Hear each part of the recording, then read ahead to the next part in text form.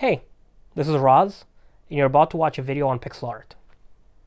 I guess you can always speed it up, and I usually upload a sped up version without the narration as well. This actually is too dark. And here I probably made a mistake and should have done this on a separate layer, just to make it easier on myself, but let's try to do that now.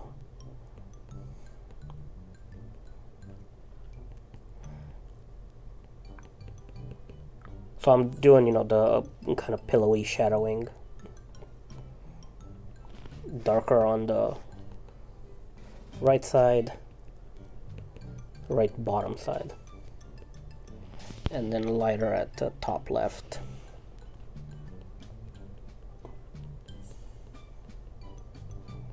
This could probably go all the way here.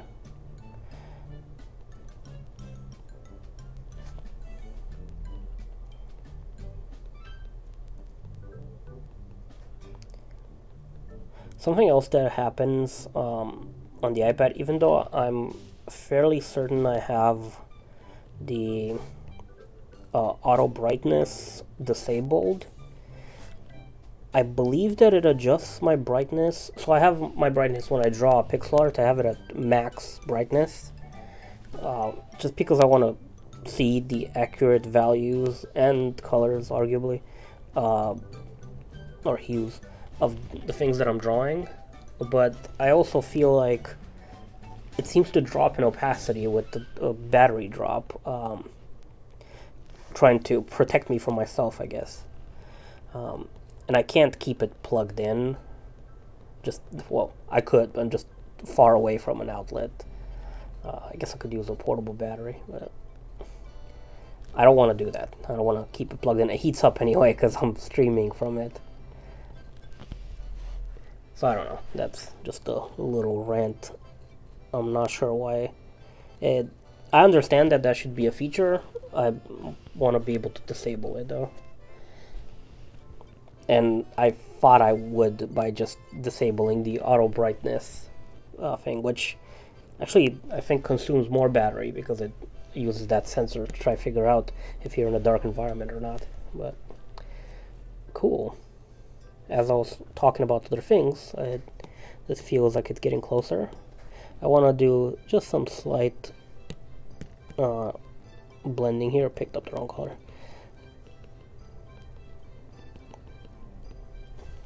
And reduce the opacity of that. And merge that in. Okay, I can disable, maybe even delete that. So let's see now, like I have, you don't see anymore. You can see that you don't see the tiling as obvious. Oh, and I just discovered as I duplicated that there's a pixel here flying off the map somewhere. So I'm gonna delete that. Okay, let's do that again. Duplicate that layer. Okay, there's no more rogue pixel. Cool. So yeah, so see, like it's now tiling without it being as noticeable. You'll notice, like if I do another tile of, is it this one? Yeah, this one. You start maybe noticing some. Oh, that I only did half of it. Let's do that again. Okay. You'll start maybe noticing these larger shapes, that one and maybe that one and that one. But for the most part, it's significantly less noticeable. And you might have an issue with the fact that now let's try to address that. So I have these two. Let's undo that a few times, figure out which two I had that were the original tiles. Okay, so these two. That's the first, that's the second. I'm gonna bring this back. And like I mentioned, in the game engine, I'm gonna use just those two assets, so I'm gonna keep them separate. But in here, I want to be able to continue drawing the rest of the environment and kind of have a good context for how the other props are being used, like because I want to drop shadows from the wooden poles and whatnot on top of the wall.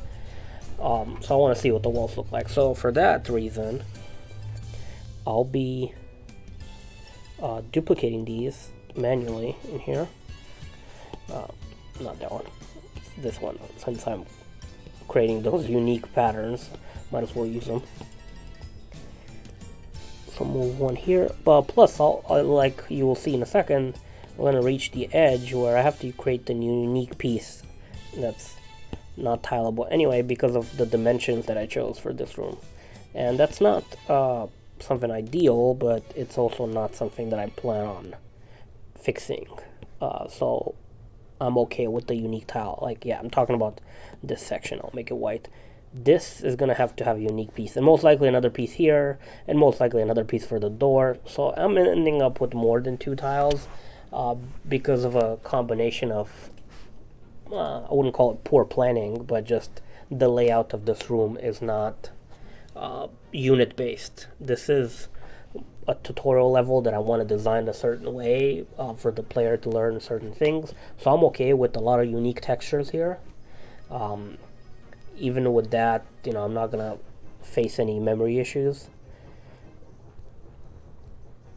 because I know how many sprites I have in other levels that are dynamically generated. But there I paid a lot more attention to how things tile.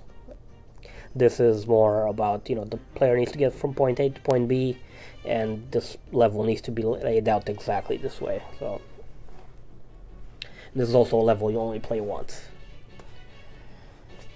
Because after you learn how to move and stuff, you don't need it anymore. Okay.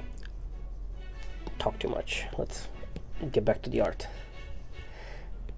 Alright. I'll move this, and this one's gonna be tricky. So I want all the way there, but then I want this part.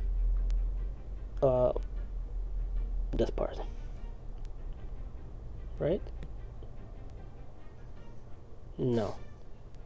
Oh yeah, because I was wondering why there's a black hole there, but that's because I made the wood invisible. I should bring that back now. Yeah, so that goes all the way there.